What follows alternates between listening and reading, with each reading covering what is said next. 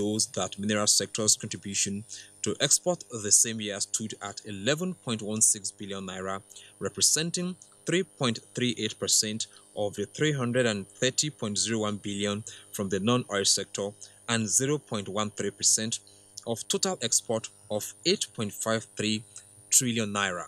Federal government got 4.547 billion naira, states and local government got 2.306 billion naira and 1.778 billion naira, respectively. In another development, the Organization of Petroleum Exporting Countries, OPEC, says it remains committed to restoring stability in the world oil market. Secretary General of OPEC says price volatility is due to anxiety ahead of the 14-member oil producer group's next meeting in Vienna in December. Oil prices slumped to the lowest level in more than 8 months on Wednesday, extending losses from a 7% plunge in the previous session. And next is the graphic representation of Wednesday's tradings on the floor of the Nigerian Stock Exchange.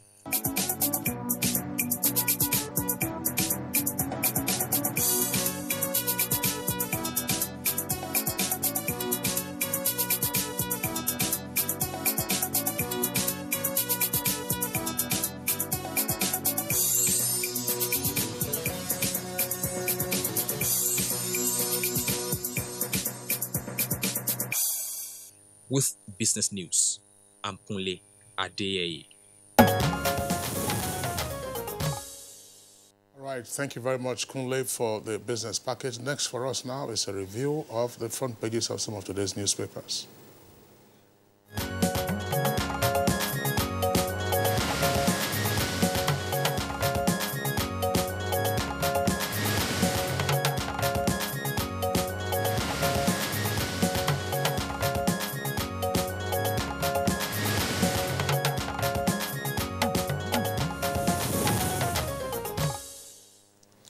Bayo Atoyebi, our newspaper review is here. Bayo, good morning and welcome. Thank you, Gideon. Good morning. Bayo, good to see you. Yeah. That's right. Well, let's begin with the Punch newspaper and indeed the Daily Trust, because the focus of their lead stories are the same. So we'll take a look at the lead story for Punch, and it comes with a kicker. Governors to Labour expect sacking if we must pay 30,000 naira minimum wage. That's the lead story for the Punch newspaper. Expect sacking if we must pay 30,000 naira minimum wage. And for the Daily Trust, it's also the lead story, as I said. Choose between 30,000 and job cuts, governors tell Labour. So those are the two lead stories for both papers. And then, Kirian, I think you have similar headlines lead yes. stories. Yes, and on the Daily Sun newspaper, also captured it this way. Governors Forum speaks. States will go bankrupt if governors pay 30,000 naira wage. It's on page 6. And of course, the New Telegraph also has that as the main headline. It says, we will downsize to pay 30,000 naira minimum wage. The governors are saying this with the two writers. Says the states will go bankrupt to implement new wage. NGF, that's the Governors Forum, demands review of revenue allocation formula. Ambode, El-Rufai, Omahi, others to meet Buhari. It's on page 2. All right, Bayo, let's discuss that story first before we go to others. The minimum wage thing has been a running story, and it will continue until the challenge of the national new minimum wage is resolved. Yesterday, the Governors Forum met, and the chairman, Governor Abdulaziz Yari, briefed the media. He says that the aim of the Governors Forum now is to put together another committee to meet with the president, and they are giving conditions. If they must pay the 30,000 minimum wage, then first and foremost, Labour will have to agree to downsizing of the workforce. Secondly, the federal government will also have to agree to review the national revenue allocation formula, which is taking a substantial part, 52%. It will have to reverse that in favor of the states. And the governor added, their own proposal of 22,500 was not considered at all because it was submitted late. And what they are now saying is that the 27 states of the federation out of the 36 could not pay 18,000 minimum wage. as at 2017, and that was why they had to resort to support from the federal government. And he said, so as it is now, if 30,000 is to be adopted, it is only Lagos State that can pay. And the governor is arguing that even River State cannot pay. And he says Lagos State has a wage bill of about 7 billion. And if they accept to pay 30,000 as a minimum wage, it means the wage bill for Lagos State is going to be 13 billion. And that is quite substantial. So what they are suggesting now is that they now have to go back and work everything. But he's also putting forward argument that those who are contending that governors are riding jets and living a luxurious life, he said that life is very necessary. And he added that that's what they consume there, if added to salary, will still not be able to pay the 30,000 minimum wage. Meanwhile, the labor too is not keeping quiet. The Trade Union Congress, led by Boboye Kegama, has said that as far as they are concerned, they are given a deadline of December 2018 for the implementation of the 30,000 minimum wage. And they are lamenting that the tripartite committee has agreed all they are waiting is for Mr. President to send the bill to the National Assembly to be passed into law. They lamented that civil servants, the engine room of government, is the worst paid in the public domain. Their counterparts in the other agencies have had their emolument reviewed upwards several years ago. So those are the challenges. Now there is something to worry about, you know, based on what some governors did say some weeks ago with respect to the minimum wage. Some say we can pay anything. Some say we can pay 30,000. They didn't say we can. They say we will pay. It means that if the pushing comes to shoving comes to pushing, they will have no choice but to pay. But they are not paying with convenience. We have seen these headlines and say, I can pay, I can pay. You see the government should have put their house together, because this comment made, they were on daily newspapers, that I can pay 30. Some say I can pay 45. It's all on daily. So I wonder why the confusion on the part of the governments. Now they're coming out again with another position that is, of course, fueling the entire situation. Anyway, let's see how it pans out. That's why Kingsley had always said the capacity to pay. All right, let's take a look at other stories, this time from the Punch newspaper. Above the nameplate, which is quite busy, autumn to name primary school after rape victim, Ochanya. Details on page 10. Bayo, you remember the Ochanya young lady, the teenager, who was unfortunately raped to death. Senate alleges fresh 1.15 billion naira illegal withdrawals from NLNG accounts. Details on page 2. APC primaries, anti-Oshomole protesters storm ICPC. And then you also have Obasanjo calls for a constitutional amendment to allow youths to participate in politics. I thought that was taken care of by the Not Too Young to Run bill. Yes. Yes. All right. Now, 2 earpieces there beside the nameplate of the Punch. Faulty microphones. Reps adjourned for 3rd time in 1 week. That's page 10. And NECO releases new timetable for November-December examinations. And the photograph on the front page of the Punch newspaper shows pupils who are taking lessons at an IDP camp at New Kushingoro, it's in Abuja, on Wednesday. Of our bank robberies, suspects arraigned, counsel withdraws, page 8. And federal government's $2.86 billion euro bond oversubscribed by $6.6 billion. That's according to the ministry. And local and international investors, ARIC and Aero. And right at the foot of the front page, 3 stories. Strike. Federal government, ASU meet today, and union tackles fire me.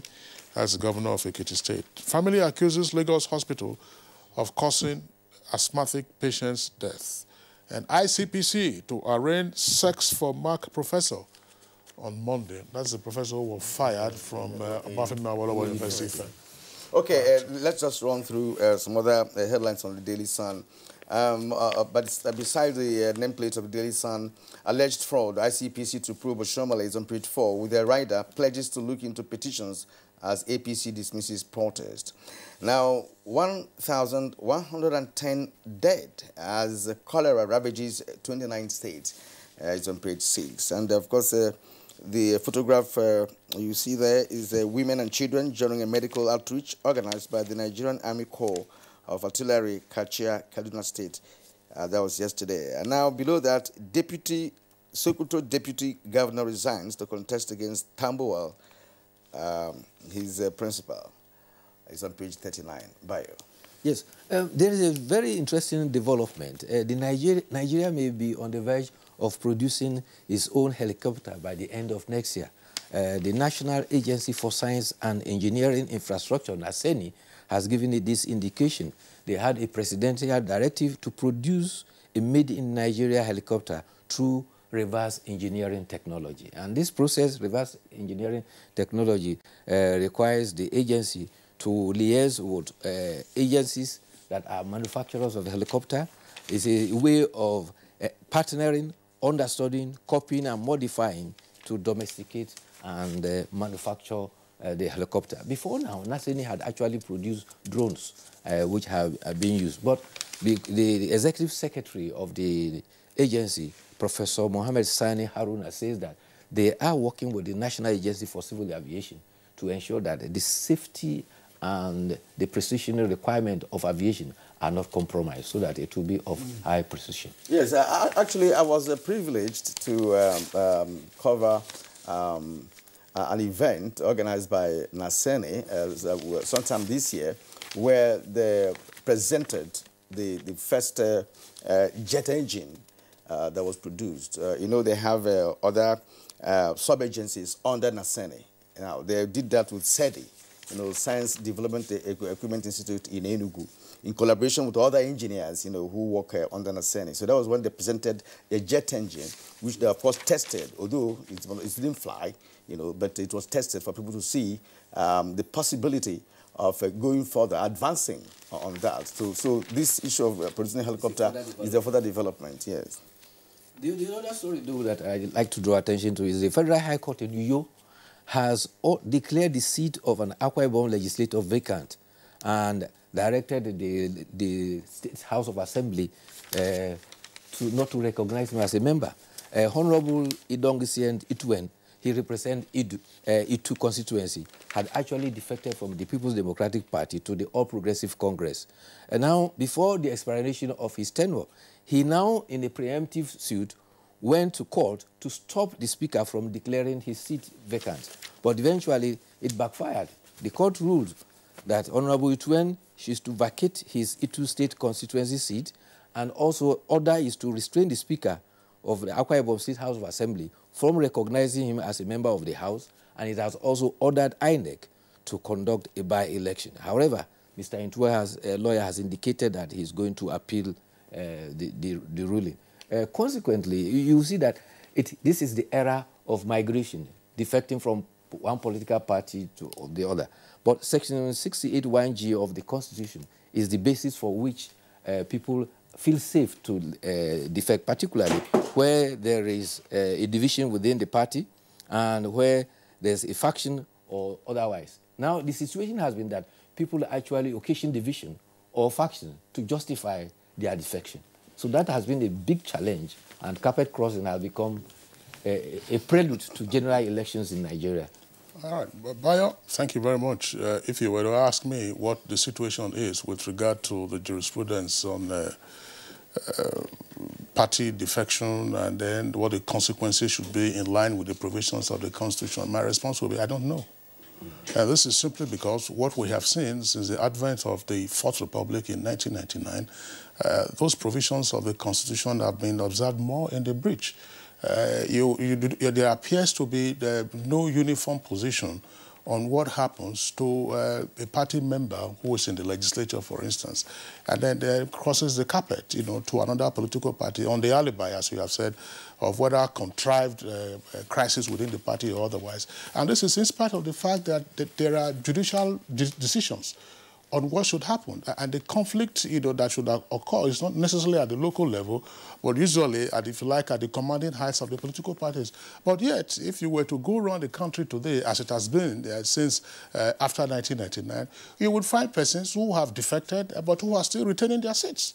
As a matter of fact, when we describe our level of democracy as being nascent, you know, these are the indices, you know, for us to be sustaining that level of our development democratically. Because from what Kingsley said now, it does seem that, well, we have laws, but are they really strictly adhere to when it comes to political interests and what have you. So, all right, can we go to the editorial? Just before we take the editorial, Daily Trust, a couple of stories from the front page of the... We've already taken the lead story, but there are a couple of stories. This is also in the news. Below the nameplate, Nnamdi Kanu court orders forfeiture of 300 million naira bonds. That's page 3. NNPC fires over 80 senior staff. That's on page 6. Where those senior staff who were fired were those who were said to have failed their promotion exams, by the way. And then right below the photograph there, on the front page, Sex for Marks, we already took that. ICPC arraigns ex-OAU lecturer Monday. Oshomole should quit politics. That's according to Saraki. That's a rejoinder to what was published yesterday. And then investors seek $73.08 billion in 65 projects.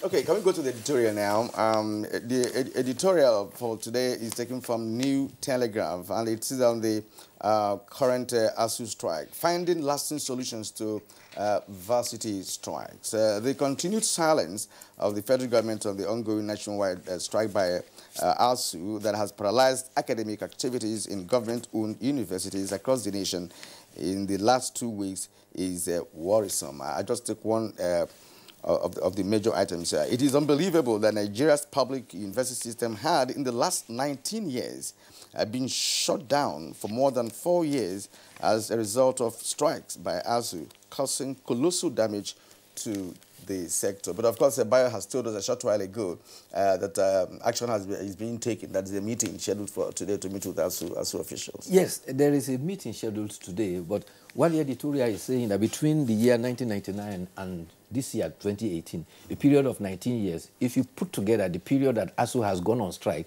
is equivalent to 4 years. It means that 4 years is almost more than the whole period you require for a student to graduate from the university. Exactly. That is the quantum of time that has been lost. But the issues that have been in contention have been there since the year 2003, and it has passed from one government to the other since 2009, and has passed from one government to the other.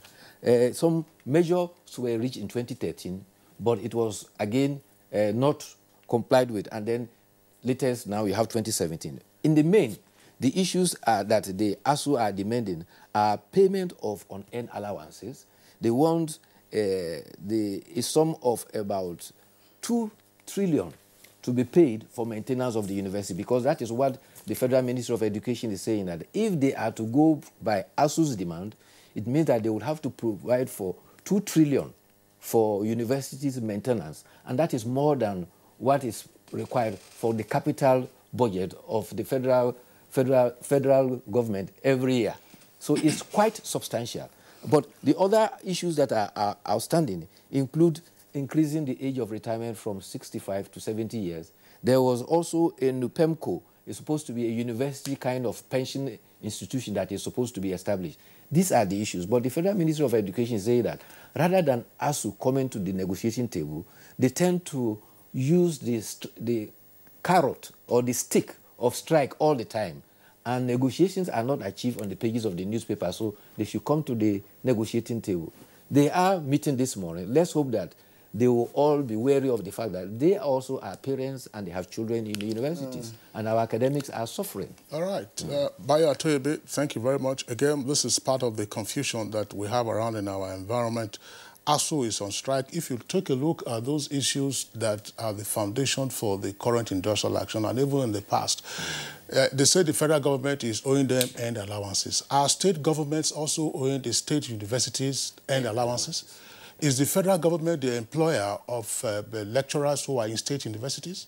Should the federal government be held responsible for what is happening in the state universities? Should state universities join ASU in this kind of strike? Is the federal government the one to provide 2 trillion naira for all universities in the country, federal and state? I mean, these are people that just wake up and then they don't interrogate these issues, and then they just, I mean, carry on. It's an embarrassment sometimes. For so many years, and many governments come and go, and the issue of ASU continues. Now, 2 trillion is on the high side, but I also want to believe, quite frankly, that a part of the problem is neglect by subsequent administrations in the past. But if they had been doing a bit by bit, by now, it would have been taken, because of course there's an issue of infrastructure decay in the university. And funding. In the meantime, state universities charge fees for their students. Yes. Federal universities don't charge fees. So what is the basis for analyzing what the conditions are you also have TED Fund that is pumping money into the university system. And just this week, you recall, we were discussing what the federal government said, was it this week or last week, that the federal government is now even rehabilitating roads inside the universities. And we said it will get to a time they will fix their toilets and then start changing their bulbs. Bye, Atoyebe. Thanks a lot for being with us. We'll see you tomorrow. Tomorrow will be another day. It's Good Morning Nigeria still. We'll take a short break now. When we return, of course, we'll be taking a look at state police and what the consequences would be or otherwise. Hate speech is not a joke. It incites genocide and crimes against humanity. Most of Africa's civil wars are caused by hate speech from one tribe against another. We don't want it here. The Nigerian government stands firm against hate speech. Under no conditions whatsoever should we tolerate or excuse or justify hate. And religious disharmony are all traceable to the growing phenomenon of hate speech. One nation bound in freedom,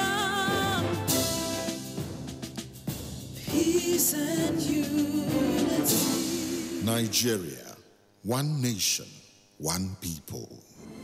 This is a public service announcement brought to you by NTA. Fake news which is shared for malicious purposes is a danger to our peace and security in Nigeria. Misinformation as fake news is a serious threat to our hard-earned democracy and promotes hatred and misunderstanding between our communities.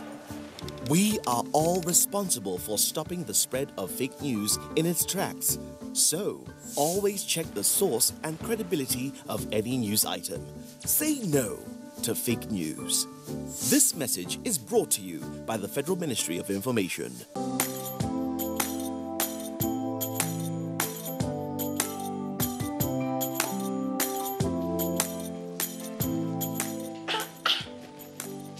Why don't you people sell imported materials here? As beautiful as the shop is.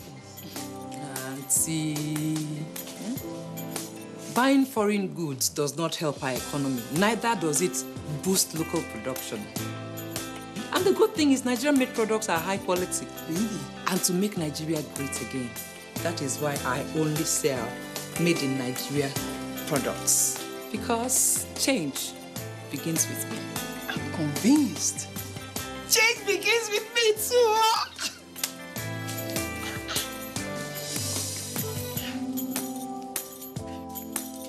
Change begins with me. This message is brought to you by the National Orientation Agency in conjunction with the Federal Ministry of Information and Culture. Nigerians. Suicide bombers are not spirits. They are not ghosts. They are human beings like you and me. They live amongst us. They are your neighbors. They are your friends today, but terrorists tomorrow. So you must know your neighbor now. Security begins with you and me. Know your neighbor. Be vigilant. Be security conscious. Report suspicious persons, objects, and movements to the police and other security agencies. The security of our nation is a duty for you and me.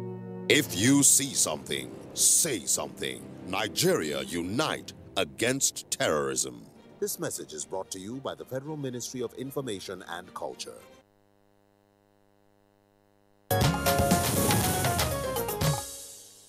All right, you're welcome back. But if you just joined us, it's Good Morning Nigeria. We are live on the network service of the Nigerian Television Authority. Now, to give a perspective to our conversation this morning, let's take this background I put together by correspondent Dennis Adegoloye.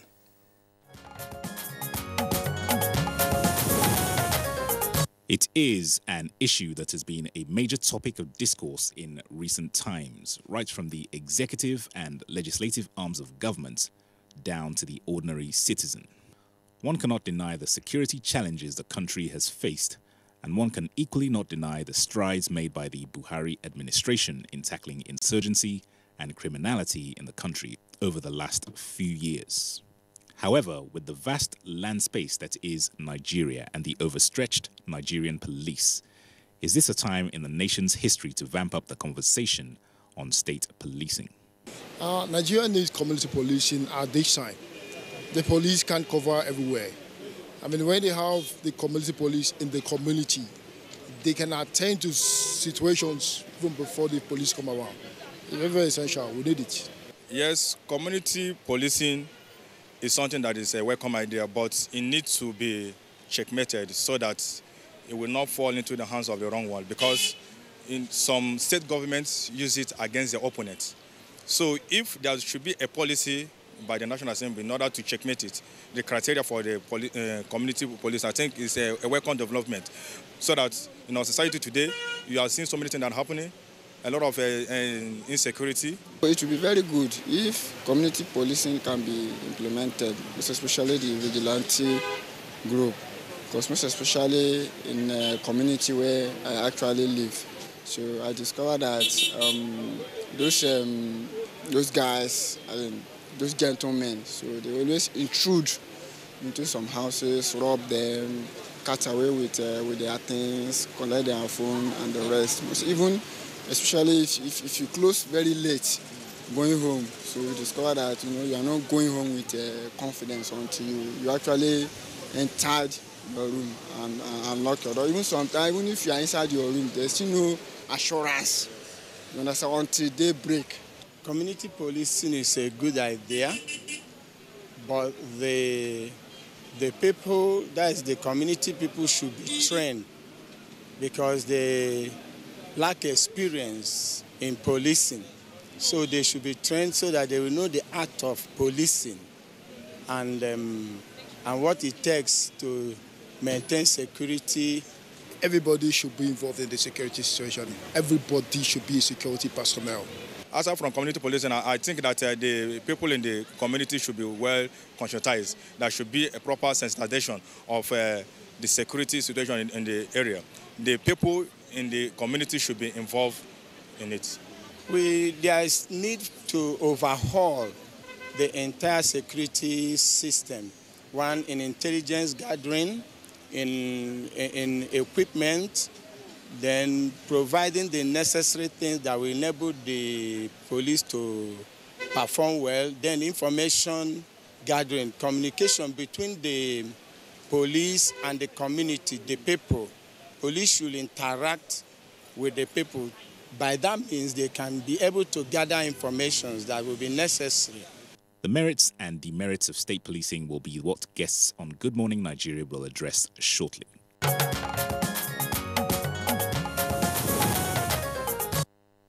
Yeah, Kingsley, the respondents in that Vox Pop are more interested in community policing. Well, the main topic for this morning is state police.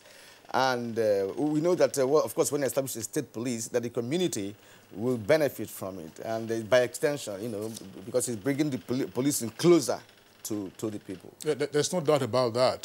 There's some conflation there with regard to community policing and state police. But our principal topic for conversation this morning has to do with the arguments for or against state police. Of course, community policing would be a subset of state police. But right away, we have our guest who will elucidate further on this particular issue. Okay, now joining us in the studio to do justice to this topic is Professor Ohemen Osumbo. I hope I got that correctly. Oseremi Osumbo, a former governor of Edo State and, of course, a senator who represented Edo Central constituency. You are welcome, sir, to this program. Thank you very much, Kirian. And also with us in the studio is Professor Olu Ogunsake, Professor of Police Studies. It's a pleasure to have you on the program this morning. Thank you. All right. It's linguistic interference, by the way, by my colleague, Kirian. I'm sure that even Ogunsake said it's Ogunsake. All right, we all fall into that from time to time. Professor Oseremi Osumbo is also a professor of law, by the way, and two-term senator and former chairman of the Law Reform Commission. Now, from our Sokoto Network Center, we're being joined by Tambari Yabo. He's a retired Assistant Inspector General of Police. You can see him there in our Sokoto studios. Retired AIG, pleasure to have you join us this morning. Thank you very much, Kingsley. Right. So let's begin straight away, gentlemen, by asking you to take a look again and review the comments we heard from the respondents to our correspondent who was seeking their views on whether or not to have state police, and then they drifted into community policing. Let's begin with Professor Osumbo. Well, thank you, Kingsley. I think there is a fundamental issue which we must first place on the table, which is that many Nigerians are not satisfied with the current policing system in Nigeria. And that is why you have people talking about state police or community police. The fundamental issue is that the system of policing under the current arrangement in Nigeria has fallen short of the expectations of many.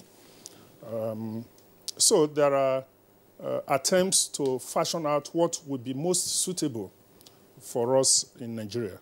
And this kind of reform has not just started.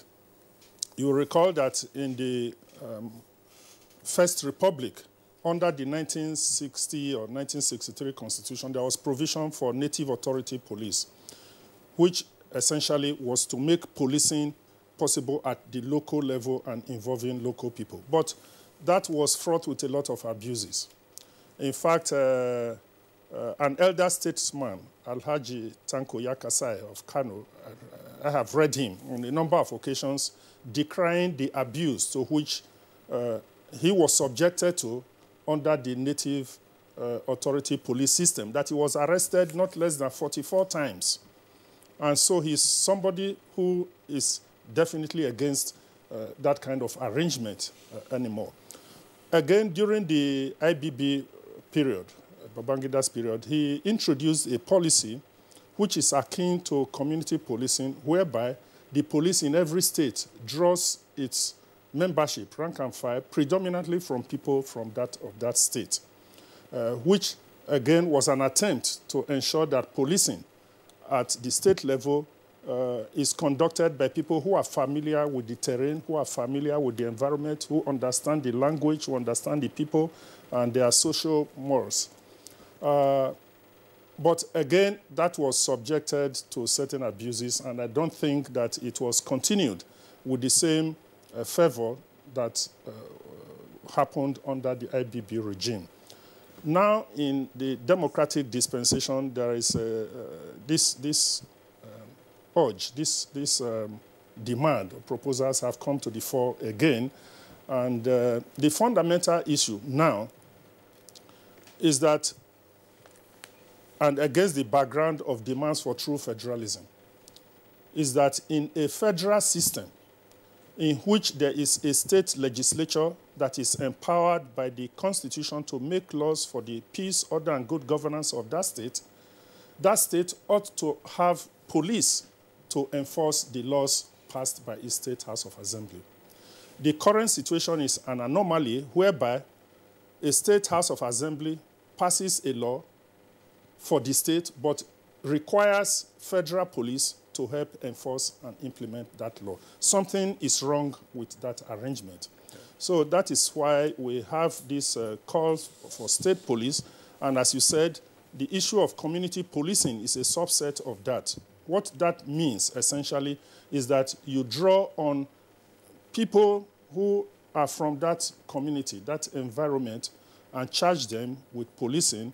And many people believe that that would be more effective than bringing personnel who are not familiar with the terrain from different other parts of the country to do the policing.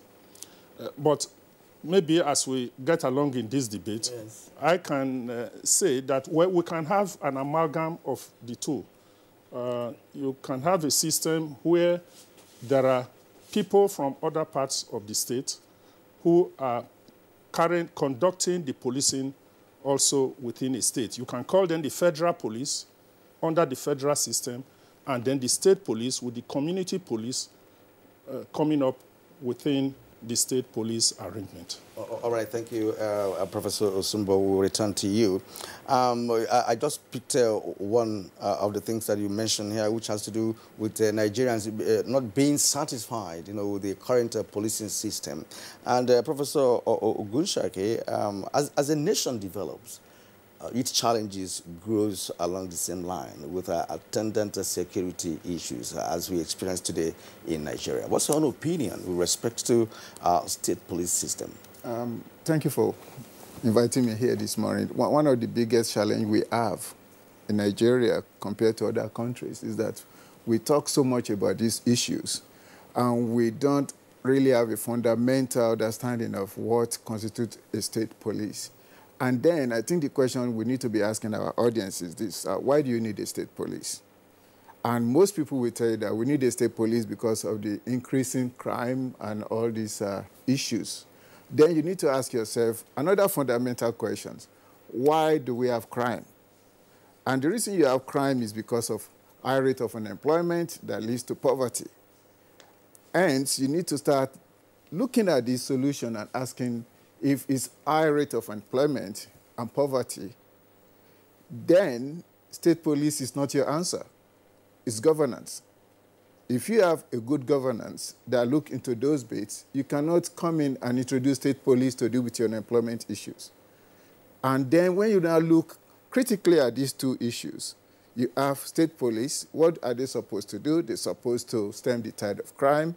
But if the government fails to regulate, to give employment, we were talking about ASU strike a while back, and you're looking at the issue of graduates taking 8-9 years to finish their education that's supposed to take place in 4 years.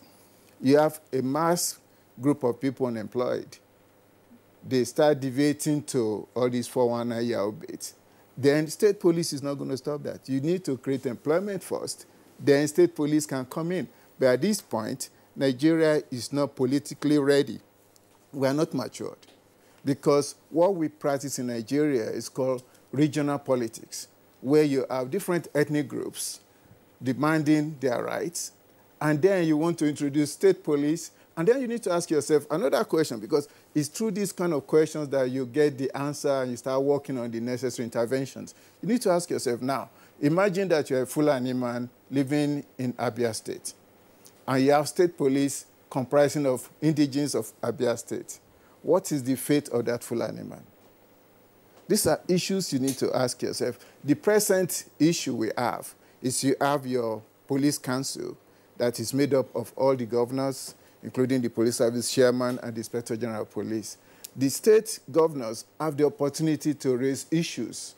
Unfortunately, as I've said on this program on previous occasions, those people don't meet. So you have a structure that doesn't really work, and you want to introduce another one that is not going to work, because the solution you are trying to put forward is not the right solution to deal with the unemployment stuff. The police is not going to help you with your unemployment, it's not going to help you with your poverty. And any indices that we have, when you look at the criminal profiles, you understand that these are the main issues people go into crime. So you cannot ask yourself again and said, state police. And then to mention the bit about community policing, these are two fundamental issues. Community policing is when we have what we call organizational transformation, you have problem solving, you have partnership, you have this set of agreement where there's accountability. But as it is now, we have community policing. It's been around for a long time, it's a philosophy, but the reality is, if you go to state police, you will have the same stuff called community policing. So community policing is a constant. State police is what you're trying to introduce, which is not going to work at this time because of our regionally based government. And if I could just make another point, until you have a Yoruba man who can become a senator in Sokoto State, then you have what you have, a true federalism. All right, Professor Ogunshake, you've raised a number of points, but I just want to ask you, in countries where you have decentralized policing system, is it that those countries do not have unemployment, do not have crimes? so that you can provide a comparative basis for your proposition. And some people who have jobs also engage in crime. Yes, but not the dangerous crimes, not the ones that affect human beings directly. These ones, the crime that your white-collar crime, will affect your economic system. They are both bad. But if I go to Kingsley's question, when you look at UK, when you look at US, when you look at France, when you look at Germany, the system works because the structure is in place to look at inspectorate divisions for police, the criminalists, the data work. Here we don't even look at community policing. You are introducing community policing where houses are not numbered, where the roads are bad, and you expect police response. The same thing is going to go to the state police. We need to put our house in order first before we start looking at this bit. But the unemployment issue, our own rate of it, we don't even have a data for it. You hear of gruesome killing, you have kidnapping. You don't hear of those in other places where we're talking about. Those people, their governors can be arrested. There's no immunity. All this kind of stuff, we need to introduce it first before you start saying, let us go to county policing. If you fund what you have right now, if it's well funded and it's well monitored, you will not have this kind of cry for county policing. For state police. All right, Professor Ogunchakin, thanks. I'm sure this is an issue that we'll return to in the course of the conversation. And just by the way, you talk about violent crimes or crimes against the person. In the U.S., you have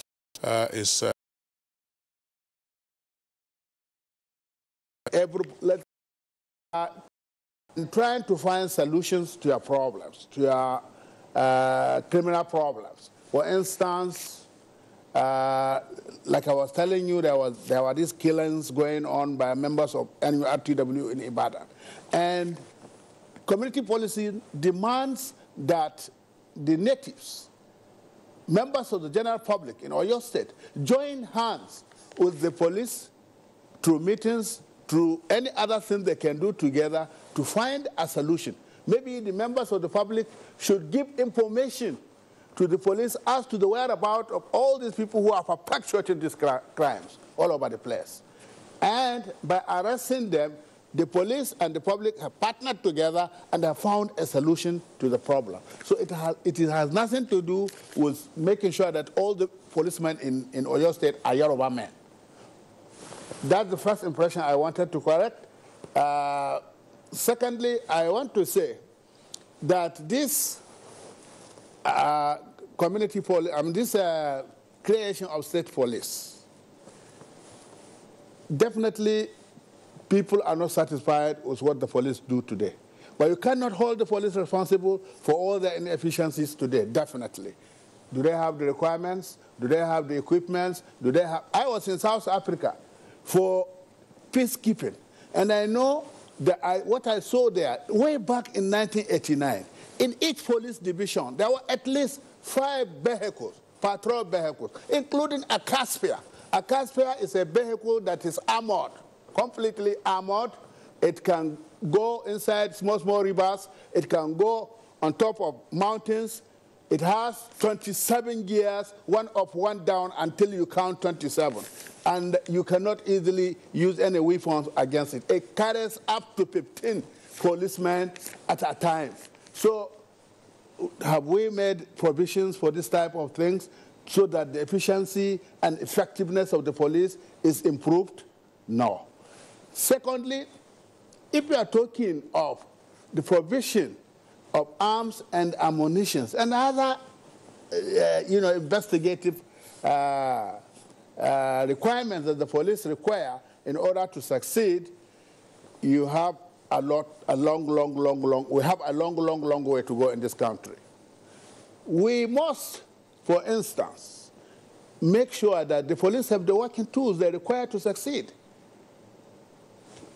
I was in Port Harcourt one time as a deputy commissioner of police. There was a riot at Ajif by women. Women went naked, and they were preventing the expatriate workers, oil workers, from entering their premises. We went with smoke to disperse them. They refused to go anywhere, man, even after expending a lot of canisters. However, when we went back, because the first plan has failed, we went back to the headquarters and we brought a water cannon. We hit the water to 300%, 300 degrees Fahrenheit. And once a drop of that water falls on your body, the skin peels. and you must leave the premises. And that was how we succeeded in, in dispersing the people and creating room for the expatriate workers to enter their offices. Where in other states, do you have the water cannons? They don't have. I don't think, maybe only in Lagos, Abuja, and Port Harcourt, that time, where you have, because they are very, very expensive. How many of the APCs, armored personnel carriers, have you provided to the police today to check all these crimes that are prevalent, including kidnapping, armed robbery, insurgency, or how many APCs, armored personnel carriers, have you provided to the policemen to be able to enter the premises of these people in the bushes and actually look for them and arrest them? Are they going there to arrest them with bare hands? It's not possible now, So we must address these fundamental problems of equipment, providing the right equipment, providing the right atmosphere for the police to operate and maintain their efficiency and effectiveness. You can't blame them for what is happening now because they don't have the tools. Even the military are being used now. Have we found a solution to the problem? The military are being used with their gadgets that are definitely more superior to the ones that the police are using. Yet, for the last 10 years, we have been battling with problems of insurgency, kidnapping. They have been on the increase because we have not really given security the desired place it requires in the scheme of things, in our budgetary process. So for now, I think this is what I want to say. And also remember that the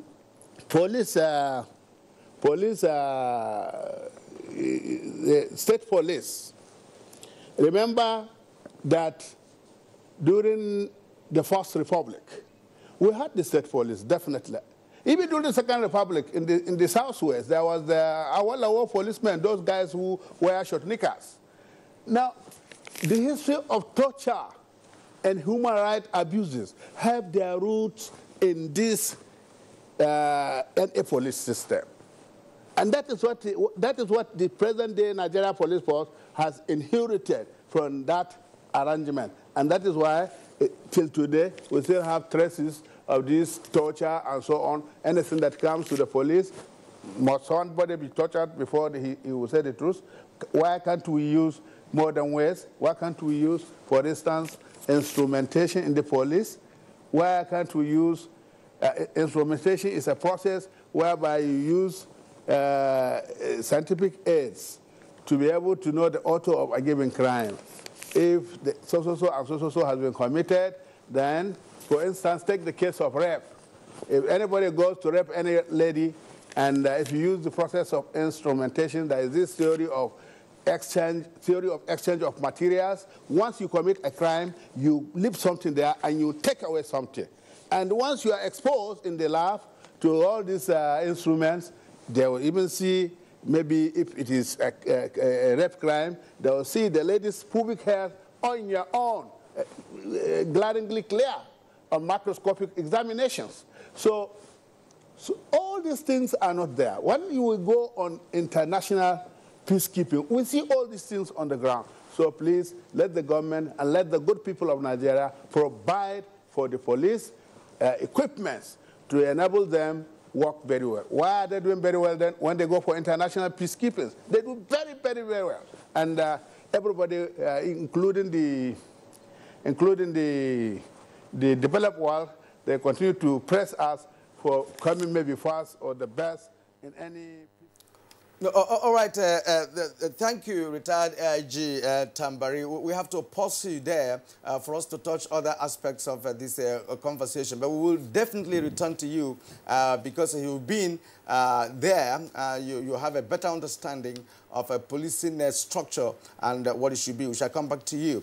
Now back to Abuja. Let's ask Professor Sumbo this. We are actually talking about effective policing. Can that be done well from Abuja, considering the population of this country growing by the day and the preponderance of crimes of different dimensions that we have started seeing since the 21st century. AIG Tambari talked about equipment that are not adequate, to, of course, allow the police to do their job efficiently. But we're also talking about the numbers. Are you proposing more policemen to be employed, as the president just did last week, add more, and of course go for equipment, or do you think that Nigeria is becoming too huge that may require for us to take a second look at state policing? Well, first of all, this issue of state policing is a big issue that we cannot exhaust in 1 hour discussion because it has very many dimensions and some of them very complex. First of all, the issue is not about good governance, about governance, system of governance. Governance can by itself is a separate issue and a separate debate as to what government must do in order to bring about good governance, employment, improvement of welfare for the citizens, and so forth and so on. That is a completely different debate. On the issue of policing, again, there are pros and cons of the argument. People hold very strong views for and against state policing. One of them is that the states who, for instance, cannot pay salaries of workers, of teachers, you want that state now to employ, say, 4,000, 5,000 police personnel when it cannot pay the existing workers. What may happen is that whereas workers carry placards to demonstrate, the police will not carry placards to demonstrate, but they know how they will take care of themselves by arresting people, raiding people, and instead of the police being a source of succor and protection to the people, it will then add to their misery and suffering. There is that argument. But taking off from the point which was made by AIG Tambari, which is on inadequate funding under the existing arrangement, that by itself is a call for you to look at an alternative. It means that the current system of funding has failed. And we are all aware of the abuses that have been happening within the police financial arrangement system, which calls for a different arrangement. It talks about lack of tools and equipment. The actual reality of what is happening today is that a lot of the equipment are provided not by the federal government, but by the state governments. As a governor myself, I provided the first APC armored personnel carrier for the police in Edo State. It wasn't the federal government. And in fact, I was on the verge of ordering many more when I left the seat. In terms of welfare of police, I was paying the police quite a lot of money to ensure their welfare. Because if you rely on what is coming from the federal authorities, they will complain that they can do very little. And you want the police in your state to be able to operate. So what happens right now is that in reality, state governors fund the police, federal police within their system. So if they are doing this much for federal police, they should be able to do something for their own police if they create the state police, both in terms of provision of equipment, because right now they provide a lot of the equipment, they buy vehicles for them, they buy even ammunitions for them, of course, through the Office of the National Security Advisor and other security apparatus. So we need more police. We need to come back to your question. Indeed, we need more police. Even at the federal level, the number of personnel has to increase. But in addition to that, we also need more police at the state and community levels. In that way, you ensure that policing is done throughout all the nooks and crannies of the Nigerian society. As obtains, what we are discussing is not, we are not trying to invent the wheel. These models that we are talking about exist in other countries. Even the most advanced, the most developed countries, they have their community policing system. They have their challenges. They are constantly renewing and improving on their system. So in Nigeria, we shouldn't remain stuck in the past. We shouldn't be slaves to the abuses of the past that people experienced in the hands of the native authority police. And again, I will emphasize the fundamental. For me, let me confess that in the past, I used to be a strong opponent of state police. Because I think that on the whole, federal institutions perform better than state institutions. Whether you are talking of INEC, the example which no Nigerian can contest is the relative competence of INEC at the federal level and the state independent electoral commissions. That is very clear. But the fundamental issue is that once we have agreed to operate as a federation, as a federal system of government, and the people in each state elect their governors, elect the members of their houses of assembly, there is financial autonomy. That House of Assembly and the state governor, they pass law for the peace, order, and good governance of the state. They have a responsibility for the state. Why can't they have police to implement the laws of the state? It is just that logic that I think is fundamental, that we say we accept this logic or we do not accept this logic. All right, Professor Osumbo, thank you very much, as indeed the other guests. I just want to take the privilege of still staying with you to respond to this aspect. There are a number of issues, Kyrian, that our guests have raised with regard to what the challenges might be for the establishment of state police and how to deal with it. One of the points that Professor Osumbo you raised has to do with the fact that, listen, how do you deal with a situation where you already have state governments who owe workers salaries, and now you have state police, and you don't pay the police officers? What would you expect the state police officers to do? Might that be obviated, for instance, if you say the payment of state police officers should be a first-line charge on the revenue of the state, just as you have with the judicial officers? Well, that is a possibility. That is a possibility and a serious one to consider. But again, another issue is that as of now, the appropriation, budgeting for funding of police is only done at the federal level. That's right. Yes. At the state level, the money that governors use may be from the state security vote, not funding appropriation to the state police, to the police in the state as such. So once there's devolution, it all comes down to the issue of, again, true federalism, devolution of power. The issue is that to be able to create state police, you have to devolve policing from the exclusive legislative list to the concurrent legislative list.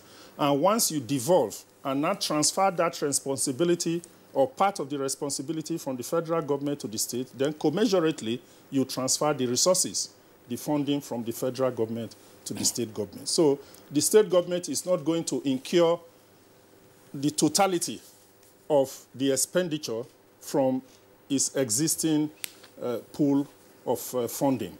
There has to be, the federal authorities have to release some of the appropriation that should have gone to the federal police to the state police. Alternatively, as some persons have also argued, you rejig the revenue allocation formula. Exactly. That is what it will entail. That is what it will entail. Yes. Thank you. Let's return to Professor Olanishake. Now, Ogun Shaki. Just remember Ogun. Remember Ogun State. You see, it has to do with sound. Right. Ogun Shaki. Thank you for that. Now, your position is well stated, in your initial comment of this conversation, and AIG Tambari and Governor Osumbo have also raised a number of issues. Now, we're talking about crimes here, and the major crimes committed in this country are supposedly hatched in the hinterland and is executed in the cities. That is not to say that some other crimes are not hatched in the cities, but the majority of them in the hinterland. And even when people are kidnapped, they are taken down there to the hinterland. Now, we're talking about the number of policemen that we have in Nigeria, the capacity to manage the huge, vast, the huge geographical entity called Nigeria, and of course with some difficult terrains, right? And when the proponents of state police are talking, they mean total security system that can secure the country. Some of the criminals who are operating from forests, for instance in Zamfara, it has been so difficult for even the military who do not understand the terrain to operate and function effectively with respect to combating crime. Now, if we have state police, the argument is that the state police will have a better access to the nooks and crannies of the operational area of these bandits. Is that a good reason to project a state police? Well, let me make my position clear. There is this bit about being for or against.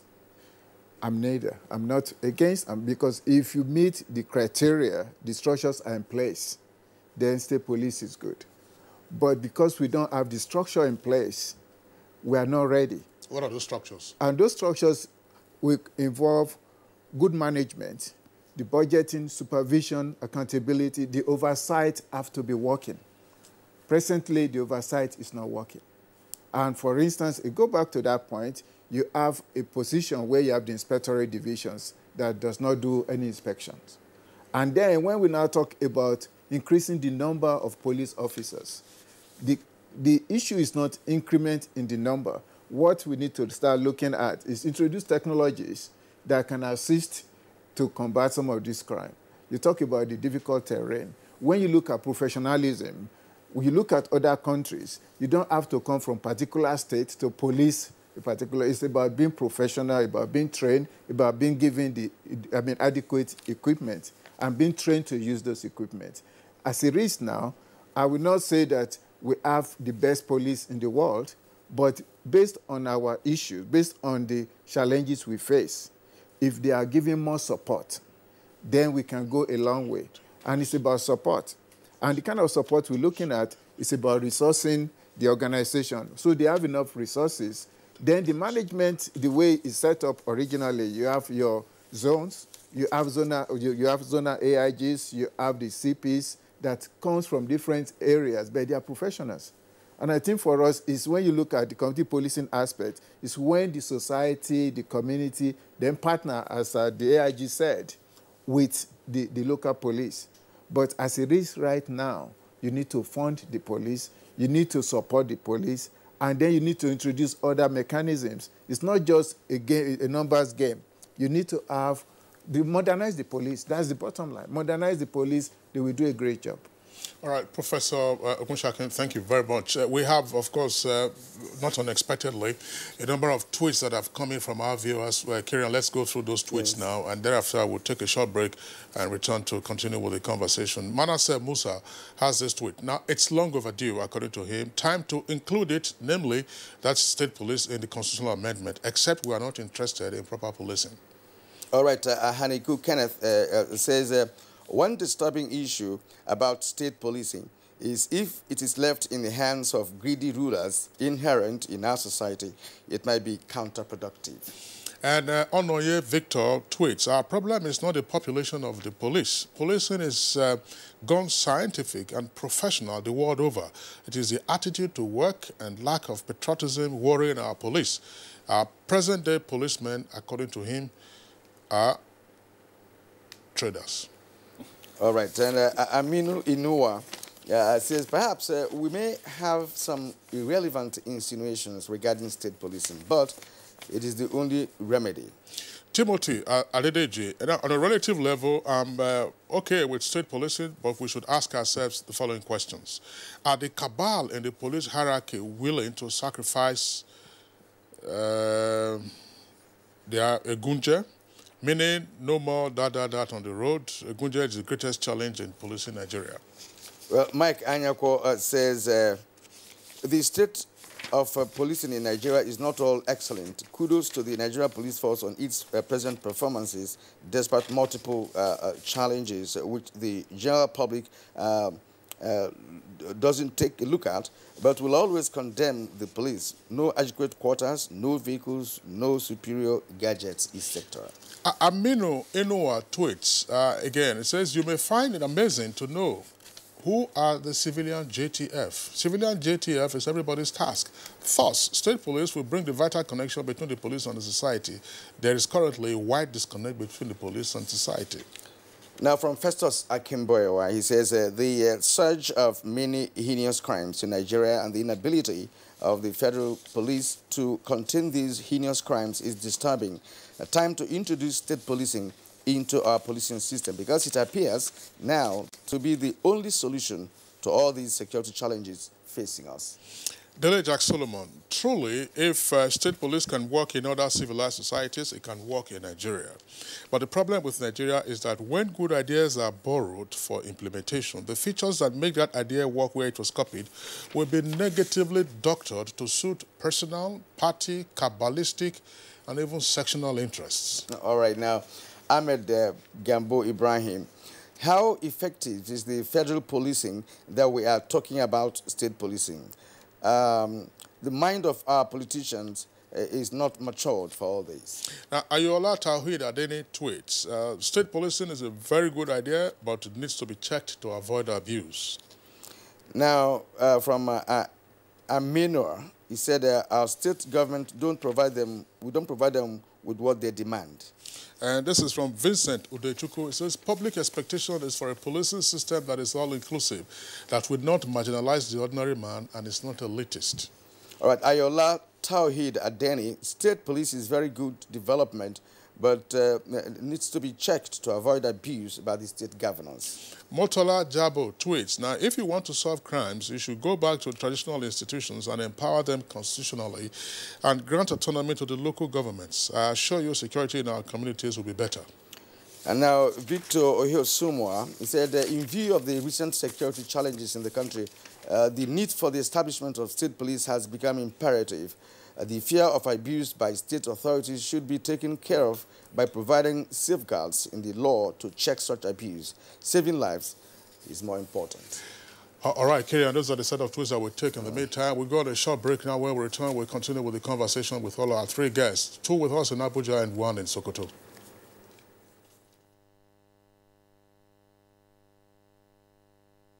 These days, people get their news and information from more media sources than ever before. Some of the news and information given are fake, unverified, doctored, and manufactured to create confusion, stir disaffection, and cause disunity. Before you believe or share any news, ask yourself, is this real? Is it from a credible source? Is it verified or verifiable? Fake news is dangerous. Whether you do it for fun or for political gains, real people can get hurt. Fake news, don't create it, don't spread it. This is a public service announcement from NTA. All right, you're welcome back, and it's still Good Morning Nigeria. Let's return to our Sokoto guest, retired Assistant Inspector General of Police Tambari Yabo. Retired AIG, again, a number of points that have been raised by the other guests, including your good self. But I just for me to preface my question, you were talking about peacekeeping operation, I believe you said in Southern Africa or in South Africa, in 1989. Now, the kind of monster equipment you were talking about would have been obviously during the apartheid years, when, for instance, you had Adrian Vlok, who was in charge of security, and Magnus Malan, who was defense minister. And they were, of course, quite brutal against the black majority population. If it was in Namibia, then that would have been the secret police, the covert, ruthless against the Namibians who were fighting for independence at the time. But here is one point that some advocates have raised. We have seen how increasingly the police force has been upgraded in terms of functional efficiency. Take, for instance, what is now known as DSS, formerly known as SSS. It used to be a special branch of the police force, but it's now become an independent entity. Take traffic control, for instance. You used to have a police traffic department, and you still have it.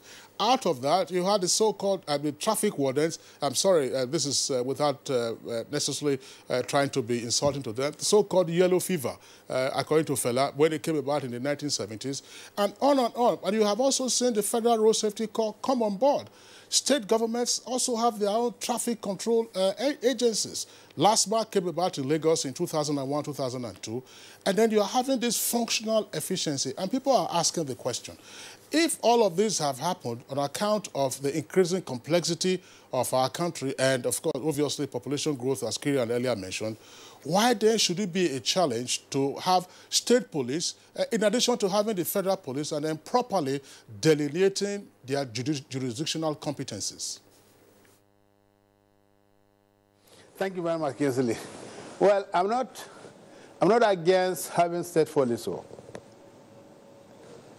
I know that there are arguments for and against this state police. All the agencies you have mentioned now that are being created out of the police are being taken care of now by the state. In some cases, even much more than the police themselves. Again, before I proceed, I want to go back to Professor Osumbo's comments about governors, assisting the police with logistics, assisting court and uncourt. The main bulk of the work of maintaining the police is being done by the federal government. They buy our uniforms, they pay our salaries, they pay our allowances, they buy even our equipment. Majorly, they are the people who provide. I agree states provide pickups, Toyota pickups sometimes, which sometimes, really don't help us because they go a long way in exposing the lives of our people to danger, definitely. The states do not provide the required APCs, armored personnel carriers, that we are talking about, or water cannons that are very costly, or even our arms and ammunition. All these are being provided by the federal government. In any case, sometimes when the governors give you this assistance, they feel that they're giving you personal, as if it is a personal assistant, a personal favor coming to Mr. Mohammed as CP Owari. No. I don't see, even while I was in service, if you give such, I appreciate, because you are helping me to police your own people. You are not helping Mohammed to police himself. So, and the governors use it to demand for special favors from the commissioners of police. Sometimes if you don't give, the end result is that you are reported at the headquarters, and before you know it, you are removed. Sometimes within 2-3 months, you have 3-4 transfers. We have seen it in the service. So that the governors assist, I agree. But the bulk of the work is being done by the federal government. I want Professor Osumbo to take note of that, please. Again, community policing, like we said, there are arguments for and against it. I agree that if you put people who are used to the terrain, people who are used to the cultures, people who are used to the traditions of the people of a particular given place, they know the geography and topography of the area much better than ourselves. When I was in Akwa Ibom State, we had a matter we were going to go and investigate. I don't know how to swim. I'm from Sokoto. So when we entered the enclave, to your front is the sea. To the side are the wings of the sea. The only way to get out is where you entered from. And these people, after we entered, set fire. And there were about 63 of us inside. Thank God that we're having smoke canisters. So as we were advancing for our dear lives, we were shooting these canisters, and that was how God Almighty came to our assistance. We were able to disperse them and come out of the place. So you can see that there are, like I said, always arguments for and against. If you don't, another thing is that if you don't give the police the real training, training is of paramount importance. Now, in this state police you are trying to create, how are we sure that are going to give them sufficient training to be able to handle arms well, to be able to respect human dignity, to be able to respect rights and privileges of people as guaranteed in the Constitution? Are we sure that we're going to give them that training? Otherwise, we may find ourselves in a situation worse than what we have at hand now. So we must be very careful. Maybe we'll have to wait until such a time where that develops. Even in the developed world, where they're having I agree, in a true federal system, there has to be state police, like was eloquently explained by Osumbo. I agree with that aspect. However, I disagree with the fact that you just en masse recruited local police for each local government. You don't give the half-baked people. You don't give them proper training, and then you just throw them into the field to do the police work. You will be creating more problems than you would have solved. I think this is also very important that we look at that situation. Training, very, very, very, very important. We just don't take things for granted. Otherwise, we will ever regret delving into an issue that is going to create more problems than we have at hand. Thank you very much. All right, thank you indeed, AIG Tambari. We are glad you survived that ordeal in Akwa Ibom. That's why I made reference to the issue of understanding a terrain to be able to function effectively and efficiently in any given geographical location. Thank you indeed. Now, back to Abuja here, and I'm going straight to Professor Osumbo. Now, in federated democracies such as ours, so we borrowed this ideology, from the U.S. And in the U.S., we have LAPD and other state police, and of course the FBI, which should be the central police. Now, if that kind of structure, is properly copied and implemented in Nigeria, with respect to state policing system, which many are advocating, would it in any way bring kind of stability in security system in the country generally? Well, I think what has emerged so far in the course of this discussion is that there's merit in state police, but we have to be very careful. We have to be cautious. There have to be safeguards. One of the persons who sent in tweet used the word safeguards.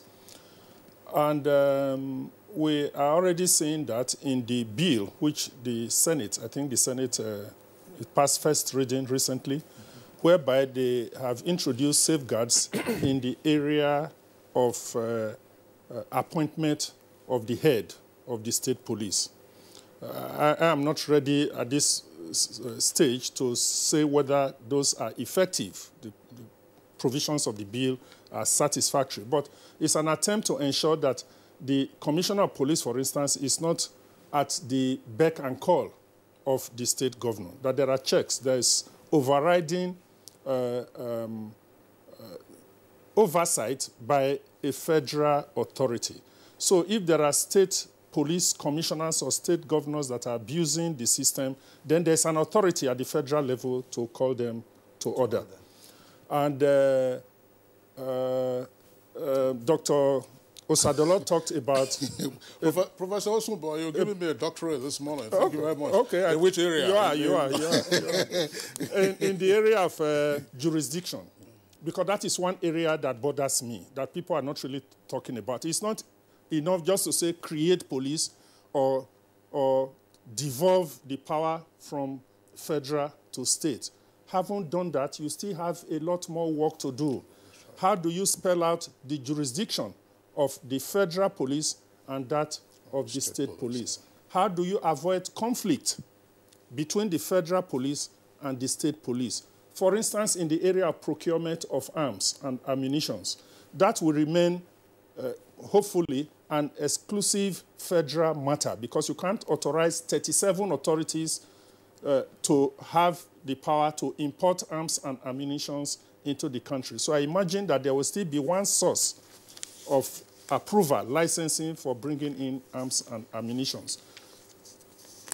Is there not going to be a conflict between the states? Supposing the state government says the federal authority is not giving them enough, the license to import enough arms and equipment, there will be problems. But these things can be spelled out. It will take time. It's not something that you just do on the spur of the moment.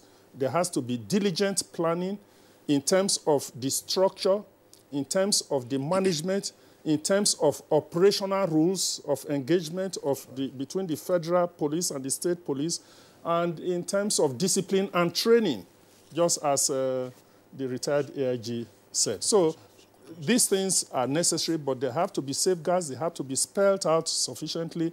And if you do this, to answer your question directly, I believe that the system of policing in Nigeria will be enhanced rather than worsened by devolving policing from federal to lower authorities, whether it is at the state level. Even the community policing will be under maybe the state police. And to agree with the retired AIG, I am not suggesting, nobody is suggesting that everybody within the police in a state must be from that state, or everybody in the police in a divisional police station or local government area must necessarily be indigenous of that state. But a preponderance of them would be people drawn from that state. All right, Professor Osumbo, thank you very much. Professor Ogunshokin, I would like you to respond to the points that Professor Osumbo has raised. Look, in the event that you have state police, this probably are just early days in terms of articulating the rationale for or against state police. In the event that you have state policing, there are issues you talked about of areas of jurisdiction, that's the competence, avoiding conflict, and what to do with regard to procurement of equipment and so on and so forth. One aspect that I would also like you to take in would just be training. Our retired AIG, Tambari, talked about, listen, are they going to have their own separate training? Will they also attend the police colleges or police institutions run by the federal? Who pays for it, and so on and so forth? Plus, the accompanying penal system. I mean, if the police is not just about preventing crime and protecting society, but once an offense has been committed and offenders are apprehended, where do you take them to? The institutions, for instance, we have now, of course, you have police detention, police custody, but at some point, those custodial issues will spill over to the prison system. Will you therefore also need a consequential reform of the prison system? Professor Ogunshokin. Thank you very much. One of the two things we need to look at, firstly, is the fact that we keep referring to UK, US. You know, I think we're all guilty of that. But we need to start looking at African examples where policing is good. We need to look at Rwanda. We need to look at Botswana. That set aside. Then the issue of jurisdiction. You have single jurisdiction. You have multi-jurisdiction. Then you have the international aspect to policing. Then you look at the whole criminal justice system, because police is only one element of that system, the criminal justice system. Police is that gateway and the entry point to criminal justice system. And we rightly said about the penal institution. But the issue we have to understand here is about budgeting. You have responsibility. For instance, in UK, in as much as we have different constabularies, we have 43 constabularies. We have jurisdictional issues that is agreed. So we are not saying that the police will become autonomous in the sense that, well, the state will only be operating as a state without having any relationship with the federal. But the point I've been raising is the fact that presently we are not politically matured, we are not technologically matured, we are not anywhere close to introducing state police.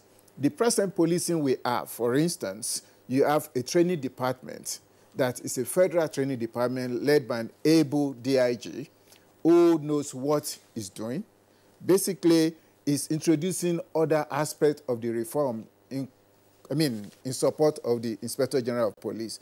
This is important to the Nigerian police, and what we are asking for is for the Nigerians as a whole to support what we presently have. If they are not happy, satisfied, they need to come out with relevant interventions that I'm sure that they will take on board. For instance, trainings are going on. The promotion training is going on. And as AIG, we support this assertion, is the fact that what we presently have, if it's looked at properly, if it's taken care of, then we will not need to go to state. And the essence of state police, and I say this once again, we already have something like a state police with the police council.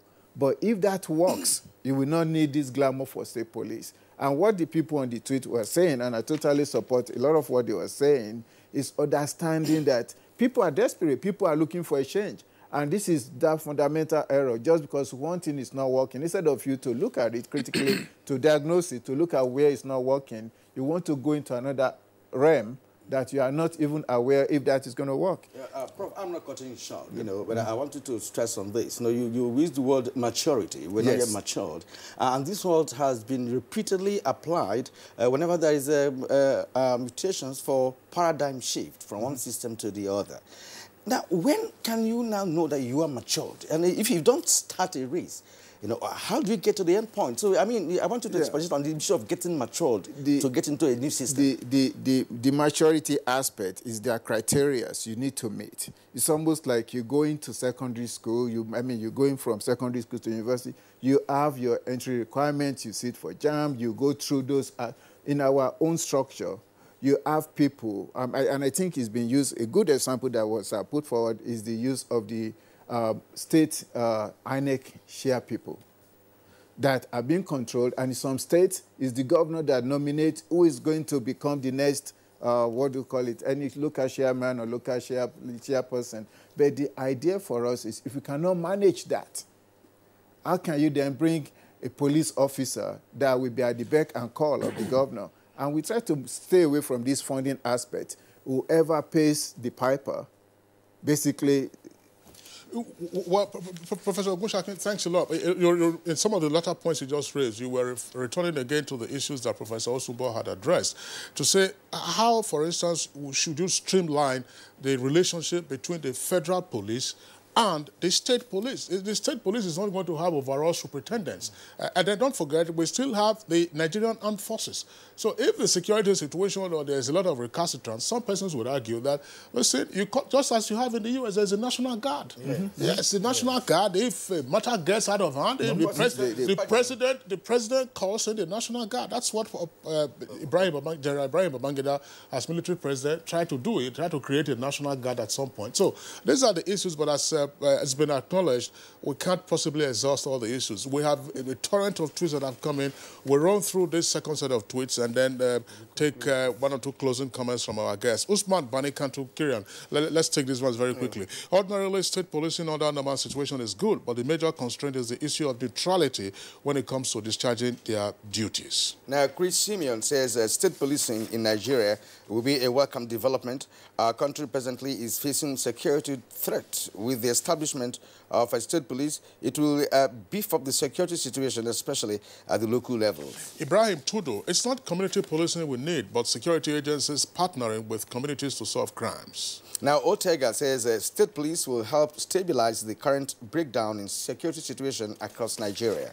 And then we have this from Kasina Seksu, that's on page 3 of our tweet. It says the money for creating state police that's being used to buy armored vehicles and for the federal police should be channeled to creating jobs, so the police will have less duty or less duties to perform. Ahmed Ibrahim Idris says, well, we've taken one of his tweets because time is not on our side now. Yes. I mean, Ortega, we've taken on Ortega.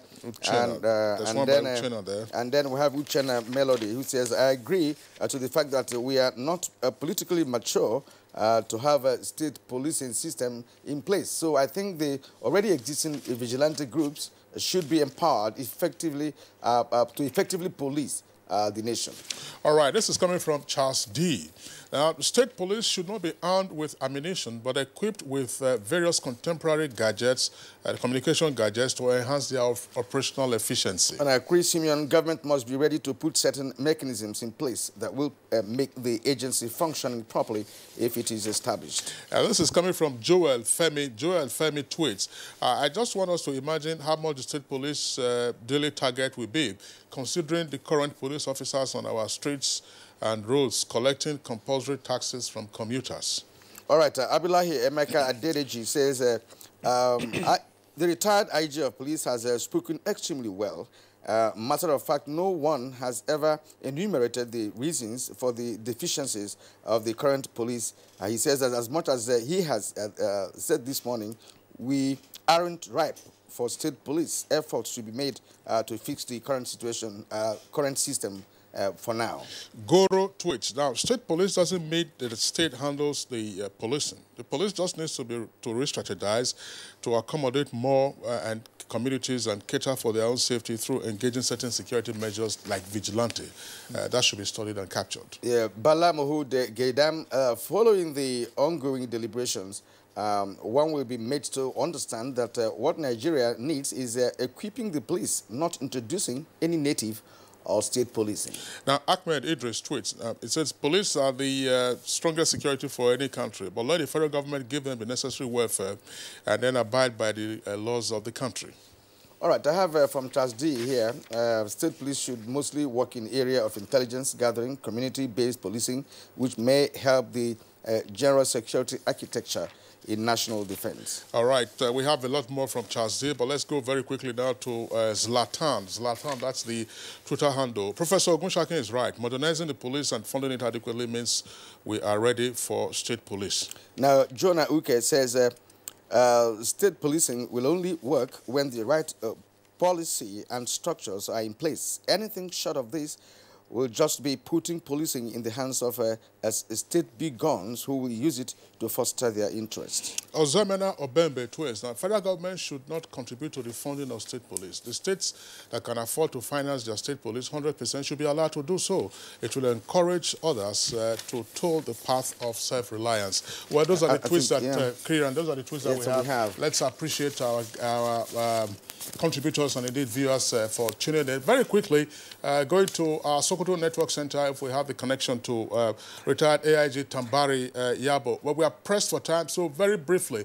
Now, there's often the issue that is raised about what happened with regard to abuses of the Native Authority Police, when, of course, all kinds of persons suffered in the hands of the state police and so on and so forth, and that this might also be the case with regard to state police. But at the time of the Native Authority Police and where we are now, some persons would argue that the rights jurisprudence, in other words, the enforcement of rights, wasn't as acute as it is today. So where there are rights abuses, you can ensure that people will wake up to seek the enforcement of their rights against these state institutions. Is that likely to be any remedy? Very quickly. Well, I agree that we have gone a long way comparing the First Republic to today. However, instead of even going into litigations to enforce your rights, I think we should not even allow situations like that to arise by, by giving the police the right to education, to respect human rights, to do those things that really protect human dignity. I think I agree with you that in the First Republic, people were not so developed to know that they have a right to go for litigations to enforce their rights and so on and so forth. But today the world is, even Nigeria, there are lots and lots of improvements, and if you do anything that is not in consonance with the law, that infringes on anybody's right, he can go to court, man, and find a solution to his problem. Before I call it off, I want to make a contribution on the last point made by Professor Ogunsakin, that he was asked, when will Nigeria be, matured to have the state police?